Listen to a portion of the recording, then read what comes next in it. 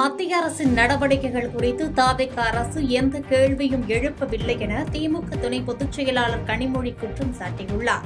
தூத்துக்குடி விமான நிலையத்தில் செய்தியாளர்களை சந்தித்த அவர், தமிழ்நாட்டை பாதிக்கும் வகையில் கனிம வளங்கள் திருத்த மசோதா நிறைவேற்றப்பட்ட போதும் அது குறித்து தாவேக அரசோ அல்லது அமைச்சர்களோ இதுவரை எந்த கருத்தும் தெரிவிக்கவில்லை என குற்றம் சாட்டினார்.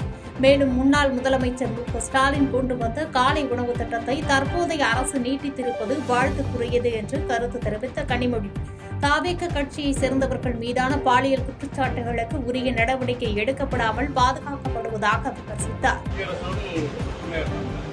இதுவரைக்கும் ஒன்றிய அரசை எதிர்த்து தாவேக அரசில் இருக்கக்கூடியவர்களோ முதலமைச்சரோ அமைச்சர்களோ எந்த கேள்வியும் எழுப்பியதாக எனக்கு நினைவில் இல்லை. 2-3 நாளைக்கு முன்னாடி மைன்ஸ் பில் தமிழ்நாட்டுக்கு வரவேண்டிய நிதித்தொகையை மிகப்பெரிய அளவில் பாதிக்கக்கூடிய, மாநில உரிமைகளை பாதிக்கக்கூடிய ஒரு மசோதா நிறைவேற்றப்பட்டிருக்கு. எந்தவித விவாதமும் இல்லாமல் அதை பற்றி கூட இன்று தமிழ்நாட்டில் இருக்கக்கூடிய தாவேக அரசு எந்த கருத்தையுமே தெரிவிக்கவில்லை. அதனால் அவங்கள எதிர்ப்போம்னு சும்மா வாய் வார்த்தையாக சொல்கிறார்களே தவிர தமிழகத்தை பாதிக்கக்கூடிய, தமிழ்நாட்டை பாதிக்கக்கூடிய பிரச்சனைகளை கூட எதிர்த்து எதையுமே பேசுவதில்லை என்பதுதான் உண்மை. காலை உணவு திட்டம் வந்து 8ஆம் வகுப்பு திராவிட முன்னேற்ற கழகத்தின் முதலமைச்சராக இருந்த அண்ணன் தளபதி அவர்கள் கொண்டு வந்த திட்டத்தை அதோடைய முக்கியத்துவத்தை உணர்ந்து அதை நீட்டித்திருப்பது நிச்சயமாக வாழ்த்தக்கூடியது.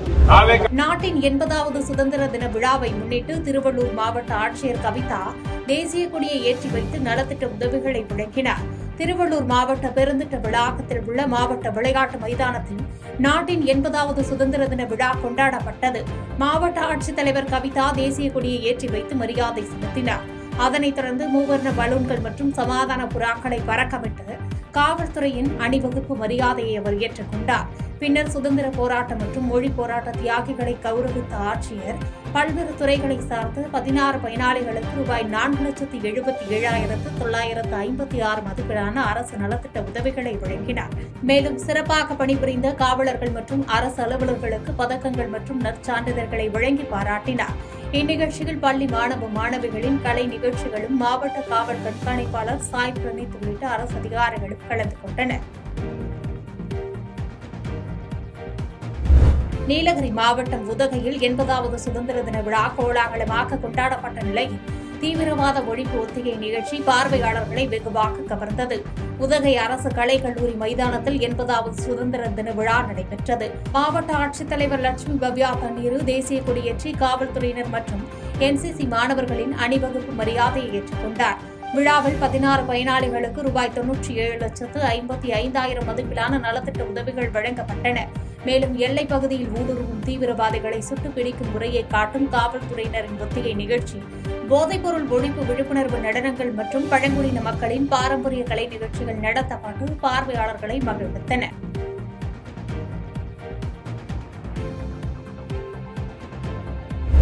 சென்னை தண்டையார்பேட்டையில் ஆட்டோவில் பயணி தவறவிட்ட 3 சவரன் தங்க நகைகள் மற்றும் துணிகள் அடங்கிய பையை நேர்மையுடன் காவல் நிலையத்தில் ஒப்படைத்த ஆட்டோ ஓட்டுநருக்கு பாராட்டு குவிந்து வருகிறது. ரஷிதா பேகம் என்ற பெண் தனது அக்கா மகள் திருமண நிகழ்ச்சிக்காக ஆட்டோவில் பயணம் செய்தபோது 3 சவரன் நகைகள் மற்றும் பட்டுப்புடவை அடங்கிய பையை ஆட்டோவிலேயே தவறவிட்டதாக தெரிகிறது. ஆட்டோ ஓட்டுநர் சந்திரசேகர் என்பவர் இதை தன் கவனத்திற்கு வந்தவுடன் உடனடியாக தண்டையார்பேட்டை காவல் நிலைய உதவி ஆய்வாளரிடம் அந்த பையை ஒப்படைத்தார். காவல்துறையினர் மூலமாக தொடர்பு கொள்ளப்பட்ட ரஷிதா பேகம் வரவழைக்கப்பட்டு உதவி ஆணையாளர் மகேந்திரன் முன்னிலையில் நகைகள் மற்றும் பொருட்கள் அவரிடம் பாதுகாப்பாக ஒப்படைக்கப்பட்டன. பொதுமக்களின் பொருளை நேர்மையுடன் திருப்பிக் கொடுத்த ஆட்டோ ஓட்டுநர் சந்திரசேகரின் செயலை காவல்துறையினரும் பொதுமக்களும் வெகுவாக பாராட்டி வருகின்றனர்.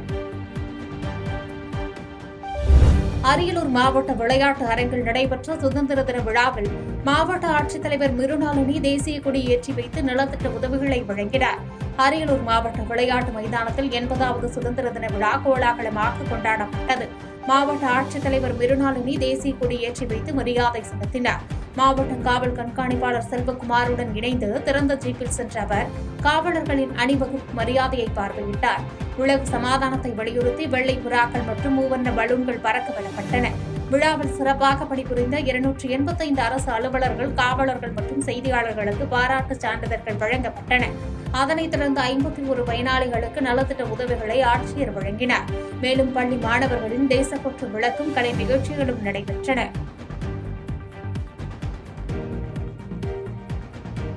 கோவையில் கல்லூரி மாணவர் கொல்லப்பட்டதை தொடர்ந்து திருவொற்றியூரில் மாணவர் படுகொலை செய்யப்பட்டது குறித்த கேள்விக்கு அமைச்சர் விஜய் பாலாஜி பதிலளிக்காமல் தவிர்த்தது பேசும் பொருளாகியுள்ளது. சென்னை திருவொற்றியூர் கோயில்களில் நடைபெற்ற சுதந்திர தின சிறப்பு வழிபாடுகளில் அமைச்சர் விஜய் பாலாஜி கலந்து கொண்டு சாமி தரிசனம் செய்து சமபந்தி விருந்தை தொடங்கி வைத்தார். அப்போது செய்தியாளர்களை சந்தித்த அவர், தவிக தலைவரும் முதலமைச்சருமான ஜோசப் விஜய் தலைமைச் செயலகத்தில் தேசிய கொடி ஏற்றியது மகிழ்ச்சி அளிப்பதாகவும் லஞ்சம் மற்றும் ஊழலற்ற ஆட்சி வழங்கப்படும் என தெரிவித்தார். இதனிடையே கோவையில் கல்லூரி மாணவர் கொலை செய்யப்பட்டதை தொடர்ந்து திருவொற்றியூரில் பள்ளி மாணவர் படுகொலை செய்யப்பட்டது குறித்து செய்தியாளர்கள் எழுப்பிய கேள்விக்கு அமைச்சர் எவ்வித பதிலும் அளிக்காமல் அங்கிருந்து விரைந்து சென்றது பேசும் பொருளாகியுள்ளது. எந்த எதிர்பார்ப்பெல்லாம் மக்கள் இந்த இடத்துல கொண்டாந்து நம்மளை வச்சிருக்கிறாங்க. நிச்சயம் அவங்க எதிர்பார்த்த மாதிரி தூய்மையான ஆட்சியை, எந்தவித லஞ்சம் ஊழல் இல்லாத ஆட்சியை கொடுப்போம்னு சொல்லியிருக்காரு. ரொம்ப சந்தோஷமான விஷயம்.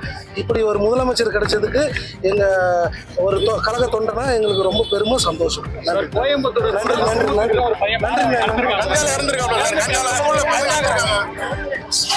பெரம்பலூர் அருகே அறுந்து கிடந்த மின்கம்பியை மிதித்து 15 வயது சிறுவன் மின்சாரம் தாக்கி பரிதாபமாக உயிரிழந்த சம்பவம் அப்பகுதியில் பெரும் சோகத்தை ஏற்படுத்தியுள்ளது.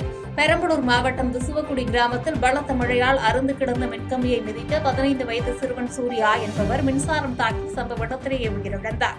தகவல் அறிந்து வந்த அரும்பாவூர் போலீசார் சிறுவனின் உடலை கைப்பற்றி பிரேத பரிசோதனைக்காக பெரம்பலூர் அரசு மருத்துவமனைக்கு அனுப்பி வைத்து விசாரணை நடத்தி வருகின்றனர். தாழ்வாக செல்லும் மின் கம்பிகளால் ஏற்படும் இதுபோன்ற விபத்துகளை தவிர்க்க மின்வாரியத்துறையினர் உரிய நடவடிக்கை எடுக்க வேண்டும் என அப்பகுதி மக்கள் கோரிக்கை விடுத்துள்ள நிலையில் நிகழ்விடத்தில் சிறுவனின் உறவினர்கள் கதறி எழுந்தது பெரும் சோகத்தை ஏற்படுத்தியுள்ளது.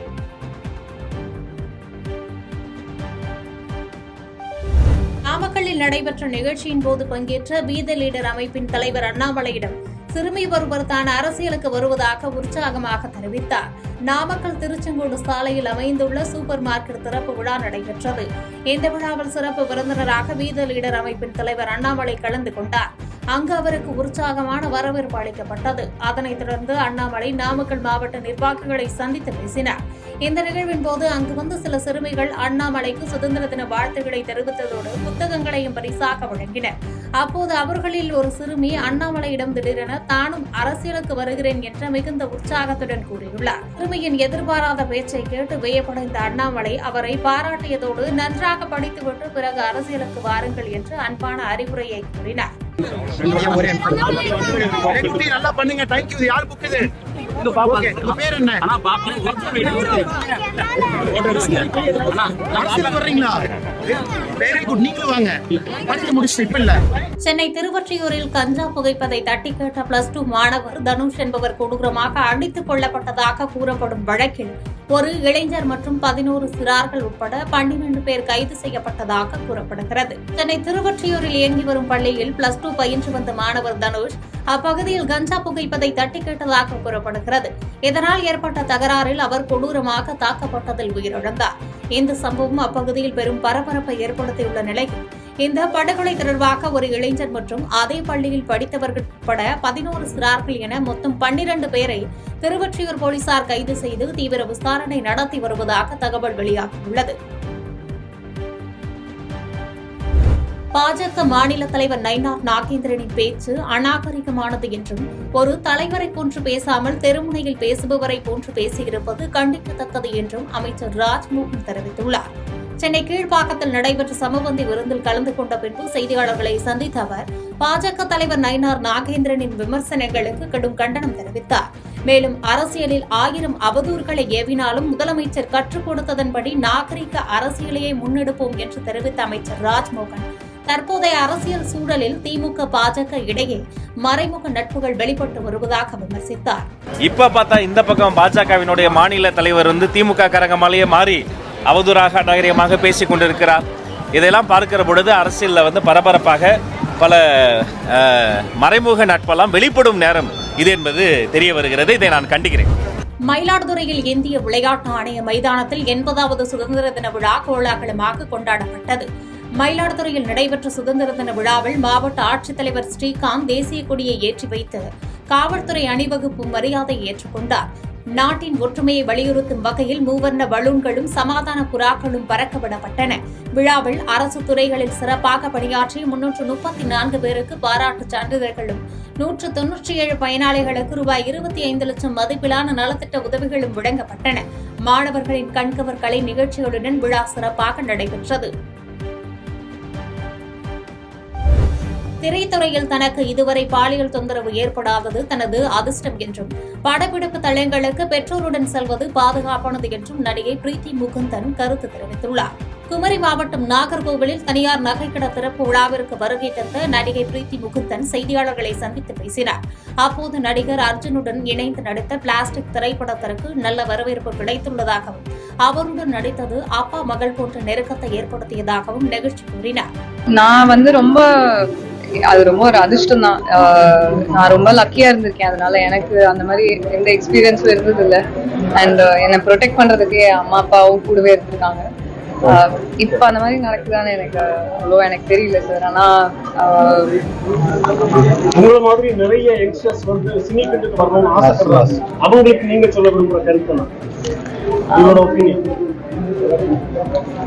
ஆக்டிங் பண்ணணும்னு நினைக்கிறவங்களுக்கு என்னன்னா காசுக்காகவும் புகழுக்காகவும் உள்ள வராங்க. ஏன்னா இந்த கிராஃப்ட் சினிமால இன்னும் நிறைய இருக்கு. ஸோ அதை நம்பி வாங்க. அண்ட் உங்களுக்கு பிடிச்சதே பண்ணுங்க. உங்களையே நல்லா அறிஞ்சு உங்களை சுற்றி ஒரு கம்யூனிட்டி பில்ட் பண்ணி ஒரு நெட்வொர்க் பில்ட் பண்ணி கண்டிப்பா ஹோப் லூஸ் பண்ணாம ஒர்க் பண்ணுங்க. கண்டிப்பா ஒரு நாள் நடக்கும். நாட்டின் 80வது சுதந்திர தின கொண்டாட்டத்தை முன்னிட்டு கோவை ஈஷா யோகா மையத்தில் உள்ள பிரம்மாண்ட ஆதியோகி சிலை தேசிய கொடியின் மூவண்ண ஒளிகள் ஜொலித்தது. கோவையை அடுத்த ஆலாந்துறை ஈஷா யோகா மையத்தில் அமைந்துள்ள புகழ்பெற்ற ஆதியோகி சிலை 80வது சுதந்திர தின விழாவை சிறப்பிக்கும் வகையில் மூவண்ண ஒளியால் அலங்கரிக்கப்பட்டது. சிலை மீது பாய்ச்சப்பட்ட பச்சை, வெள்ளை மற்றும் காவி நிற ஒளிக்கற்றைகள் காண்போரை வெகுவாக கவர்ந்தன. இந்த அரும்பெரும் காட்சியை கண்டு ரசிப்பதற்கும் சுதந்திர தினத்தை கொண்டாடுவதற்கும் ஆயிரக்கணக்கான பக்தர்களும் பொதுமக்களும் அங்கு திரண்டனர். தற்போது இந்த மூவண்ண ஒளியில் மிளரும் ஆதியோகியின் புகைப்படங்கள் மற்றும் வீடியோக்கள் சமூக வலைதளங்களில் வைரலாகி வருகிறது. செய்திகளை உடனுக்குடன் தெரிந்து கொள்ள கீழ்கண்ட கேபிள் மற்றும் டிடிஎச் நெட்வொர்க்குகளில் எம்நாடு செய்தி தொலைக்காட்சியை காணுங்கள். பாதகம் செய்பவரை கண்டால் நாம் பயம் கொள்ளலாகாது பாப்பா. மோதி மிதித்துவிடு பாப்பா, அவர் முகத்தில் உமிழ்ந்துவிடு பாப்பா. அண்மை செய்திகளை உடனுக்குடன் தெரிந்து கொள்ள இணைந்திருங்கள் எம்நாடு தொலைக்காட்சியுடன்.